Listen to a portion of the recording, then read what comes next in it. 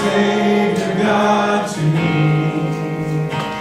How great thou art, how great thou art. Then sings my soul, my Savior God to me. How great thou art, how great thou art. And when I think that God His Son not spared, sent Him to die, I still can't take it. That on the cross, my burden gladly paid. He bled and died to take away my sin. Then sings my soul, my Savior God to me. How great thou art, how great thou art. Then sings my soul, my Savior God to me. How great thou art, how great thou art. When Christ shall come, with shouts of acclamation, and take me home, joy shall fill my heart. Then I shall bow in humble adoration, and there proclaim, my God, how great thou art. Then sings my soul, my Savior God to me. How great thou art, how great thou art. Then sings my soul, my Savior God to me. How great thou art, how great thou art. Then sings my soul, my Savior God to me. How great thou art, how great thou art. Then sings my soul, my Savior God to me. How great thou art, how great thou art, how great thou art, how great thou art.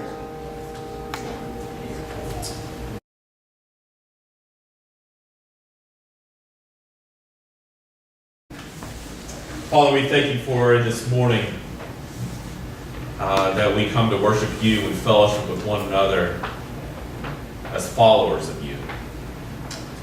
We thank you for the ones here, the ones even not here. I pray that you would just hold us close to yourself, and may we experience your grace today in just a new and refreshing way. We thank you, Jesus, in your name. Amen.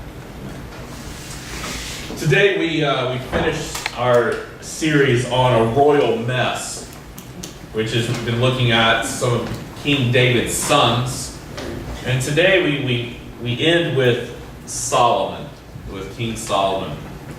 It is interesting that when you think about Solomon, there's probably a lot of images that come to your mind, because we have a lot of information about Solomon in Scripture.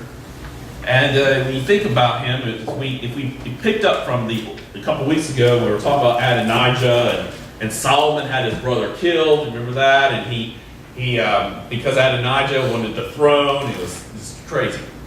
And so after Adonijah died, Solomon starts off pretty well. You know, he begins to follow the Lord and to be obedient to him. We know two things right off the bat that Solomon is known for. One is that his wisdom.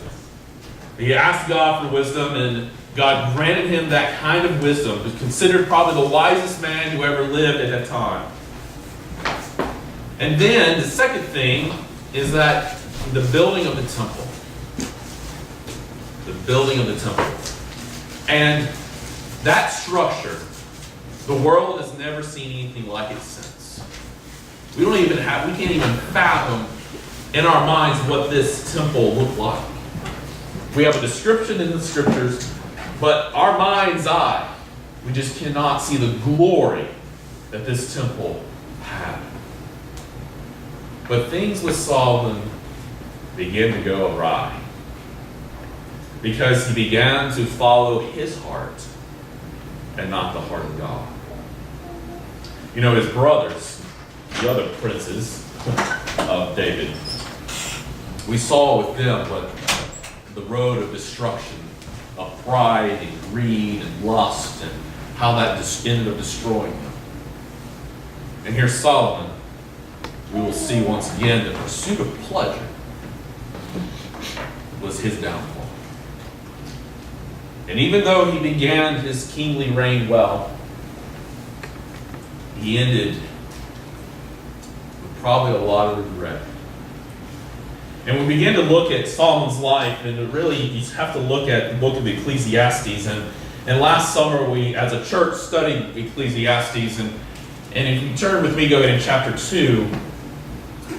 A lot of people think the book of Ecclesiastes is it's kind of depressing. And because there's a lot of things like all is vanity, and it's all pointless, and it's all worthless, and it's just, life is just short, and well, and then you die, you know? But if we look at Ecclesiastes as really a diary of Solomon, as he's reflecting back on his life and those things that he tried and his thoughts about them, you begin to look at Ecclesiastes as really a search for meaning and satisfaction. And the phrase that is used that we see over and over again that's kind of repetitious is a phrase of a chasing of the wind. The things are a chasing of the wind, and you think about that, you can't ever catch the wind. And this is the kind of the point that Solomon is making, that he makes for us even today. So let's read together. Follow along in your Bibles. Ecclesiastes chapter 2, starting verse 1. Solomon writes, he said, I in my heart, come now, I will test you with mirth, therefore enjoy pleasure. But surely this also was vanity.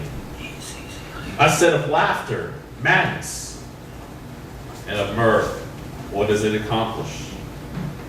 I searched in my heart how to gratify my flesh with wine, while guiding my heart with wisdom, and how to lay hold on folly, till I might see what was good for the sons of men to do under heaven all the days of their life. I made my works great. I built myself houses and planted myself vineyards. I made myself gardens and orchards, and I planted all kinds of fruit trees in them. I made myself water pools from which to water the growing trees of the grove. I acquired male and female servants, and had servants born in my house. Yes, I had greater possessions of herds and flocks than all who were in Jerusalem before me. I also gathered for myself silver and gold, and the special treasures of kings and of the provinces. I acquired male and female singers, the delights of the sons of men, and musical instruments of all kinds. So I became great and excelled more than all who were before me in Jerusalem. Also my wisdom remained with me. Whatever my eyes desired, I did not keep from them. Think about that. I did not withhold my heart from any pleasure. For my heart rejoiced in all my labor, and this was my reward from all my labor. Then I looked on all the works that my hands had done, and on the labor in which I had toiled. And indeed, all was vanity and grasping for the wind. There was no profit under the sun. This is God's word, the people of God. You see here, Solomon tried a lot of things to find pleasure and satisfaction. He makes a list. Makes a list for us. He says, look, there was laughter. His house, it was full of joyous occasions and parties. He states that he began to be drinking. That wine would be associated with that and that. And probably he just drank and drank and drank and thinking that that was the fun times. And it probably was for a little while.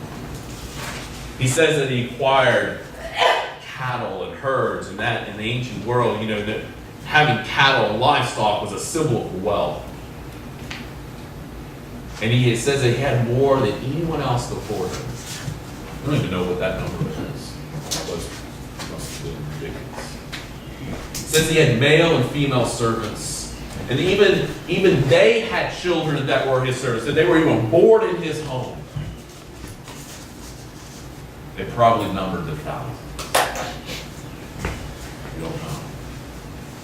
It says that he built homes and buildings. Other than what he lived in, and he had other little house vacay resorts. Who knows? He was one of those guys who probably had a house in, LA, Venice, down in South America. He had it all. And he could just do what he wanted to do. Scripture says, not here, but that he had 700 wives and 300 concubines just for his physical pleasure. That's 1,000 women. Now, a lot of his wives were for being married for political reasons. That's what he did as a king. 1,000 women. It says also that he had all these vineyards and groves, and can you imagine? It must have been just absolutely gorgeous and beautiful. That every day he could walk in these vineyards with his women and drink wine, and there he was.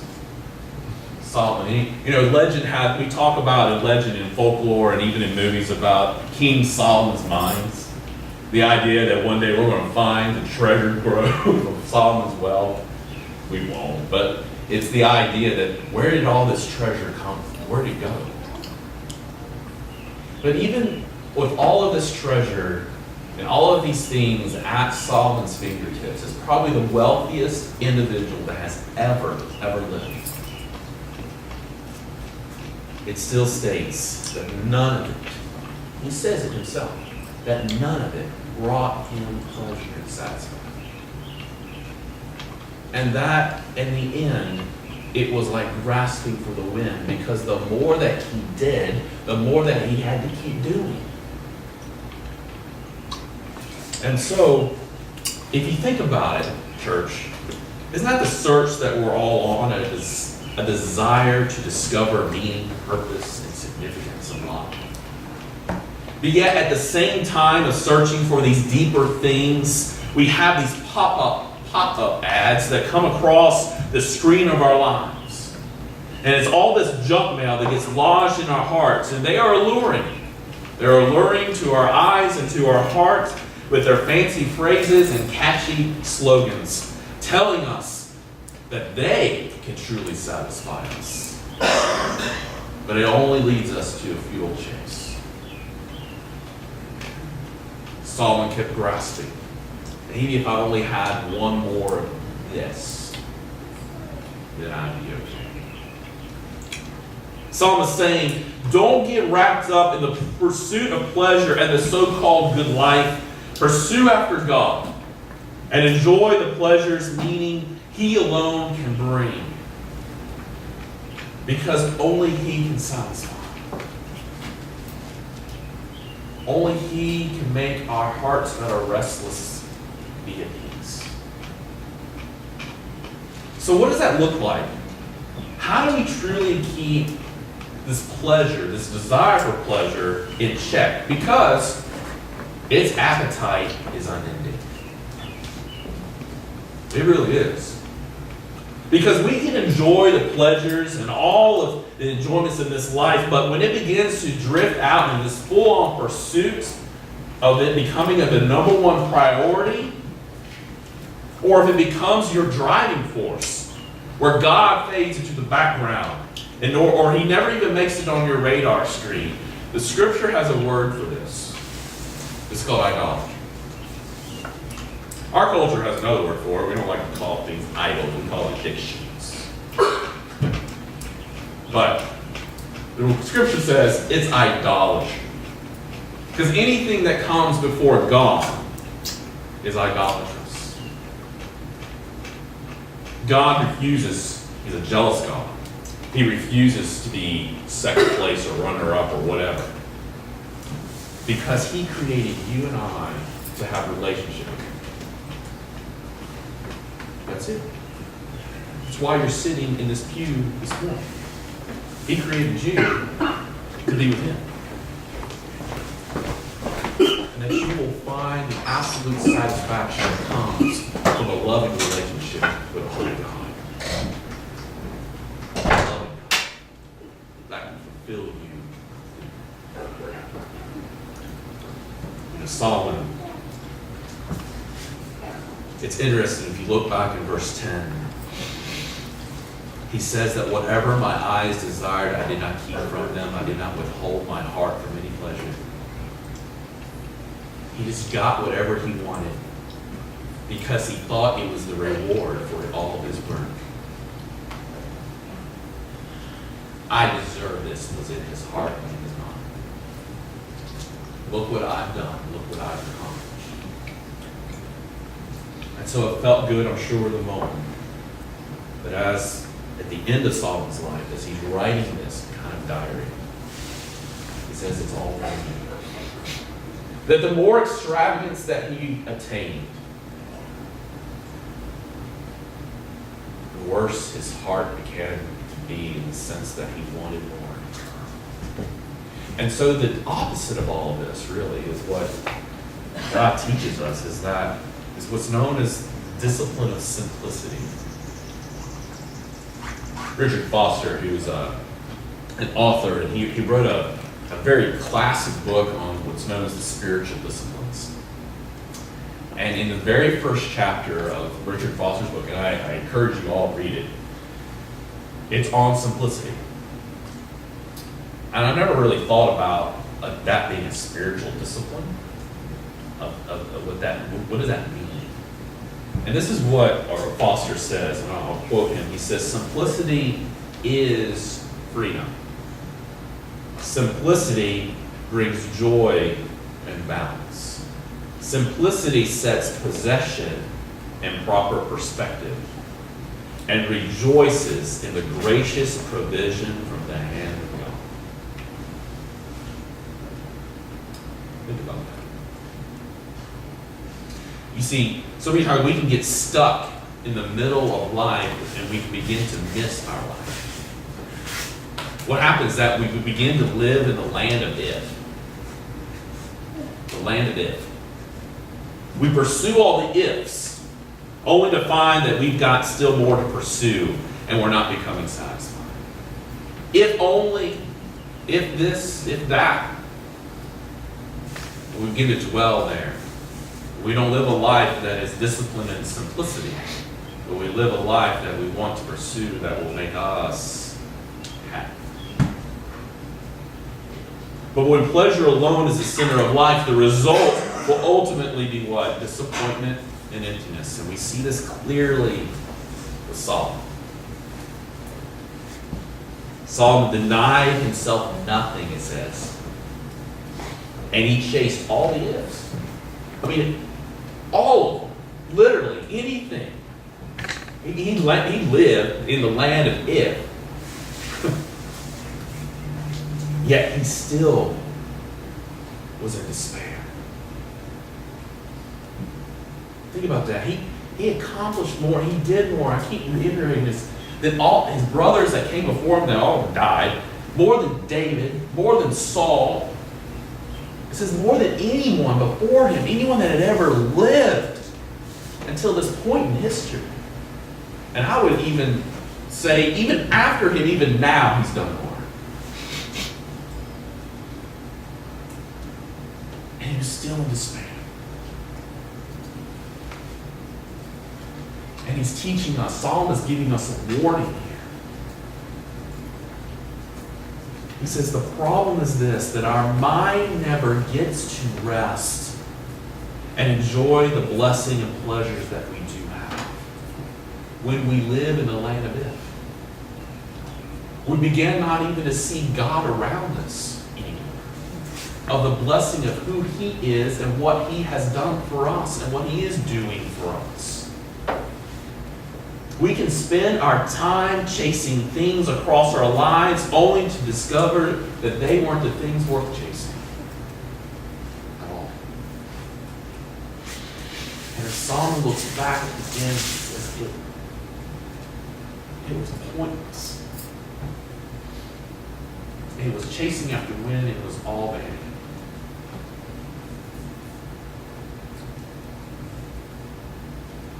Jesus says to us that we must fix our eyes upon him, because only he can truly satisfy. I want to read a scripture to you, and actually I want you to do something. I just want you to listen. Don't turn there. And even, if necessary, I want you to close your eyes as you hear the words of Jesus. Okay? This comes from Matthew 6. And Jesus says, no one can serve two masters. For either he will hate the one and love the other, or else he will be loyal to the one and despise the other. You cannot serve God and man. Therefore I say to you, do not worry about your life, what you will eat or what you will drink, nor about your body, what you will put on. Is not life more than food and the body more than clothing? Look at the birds of the air, for they neither sow nor reap nor gather into barns, yet your heavenly Father feeds them. Are you not of more value than they? Which of you by worrying can add a foot to his stature? So why do you worry about clothing? Consider the lilies of the field, how they grow. They neither toil nor spin. And yet I say to you that even Solomon in all his glory was not arrayed like one of these. Now if God so clothes the grass of the field, which today is, and tomorrow is thrown into the oven, will he not much more clothe you, O you of little faith? Therefore do not worry, saying, what shall we eat, or what shall we drink, or what shall we wear? For after all these things the Gentiles seek, for your heavenly Father knows that you need all these things. But seek first the kingdom of God and his righteousness, and all these things shall be added to you. Therefore do not worry about tomorrow, for tomorrow will worry about its own things. Sufficient for the day is its own trouble. The words of our Lord. You know, Jesus is simply saying, keep the first things first. You keep your focus and energy on pursuing a relationship with him and his kingdom and heart, and not get distracted after other pursuits. Jesus is talking about food, he's talking about clothing. I mean, those are the other pursuits. Don't worry about these things. Don't worry about the externals of life. I want you to focus on me, and I will take care of you. Just like I take care of the birds. And I take care of the grass. I will take care of you. Don't worry about these things. Don't pursue these other pleasures and push me out. You see, God, he's not down on pleasure and enjoyment of life, but he is saying this, that you must pursue him. You must seek first his what? righteousness and his kingdom, and all these things will be added unto you. Keep me your priority. Don't let me fade into the background or get crowded out, what God is saying. Focus on pursuing me and enjoy, and through that, you enjoy the significance, the meaning, and the pleasures that he alone can bring into your life. And that is where we find our satisfaction. Is when our hearts are aligning with his heart. At the end of Solomon's life, he's writing Ecclesiastes. But even at the end of this kind of diary, this is what Solomon says. Let us hear the conclusion of the whole matter. Fear God and keep his commandments. For this is man's all. That means that's your existence. For God will bring every work into judgment, including every secret thing, whether good or evil. And that's how it ends. Even Solomon's saying at the end, everything else that matters, the only thing that matters is your relationship with God, is fearing him, being faithful unto him, obeying him. Because that is your purpose. That's why he's created you. Do not pursue the pleasures of this life and let it become the priority, because it will destroy you. They did this all. And so as we wrap up this series, may we learn from the lives of Amnon and Absalom and Adonijah and Absalom what we should not be doing. But yet we are to be faithful to God, who he has us. Not only who he's created us to be, but who he wants us to become. Let me pray this. Father, I thank you for your words of Scripture, and I pray that we do learn from Solomon. That God, only you can truly satisfy. That even in our daily walk with you, that we must be reminded that we must trust you day by day. And that we cannot worry and be anxious about the things of this world and about the things in our lives and what even tomorrow brings, as your Scripture states, but that we must be completely committed and abandoned unto you. We thank you for your grace and love that surrounds us today. In your name. Stand, sing with us this hymn. Give me Jesus.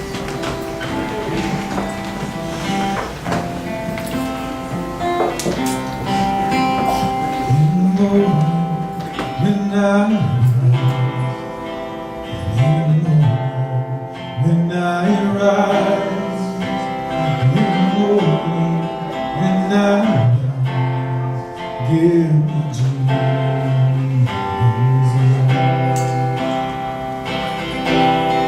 Give me Jesus. Give me Jesus. You can have all. Give me Jesus.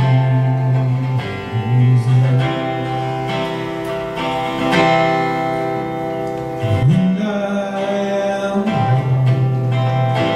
alone, when I am alone, when I am alone, give me Jesus. I want to read the lyrics to this old hymn called Satisfied.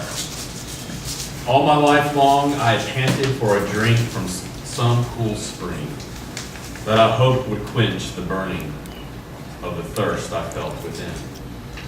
Feeding on the husks around me till my strength was almost gone, longed my soul for something better, only still to hunger on.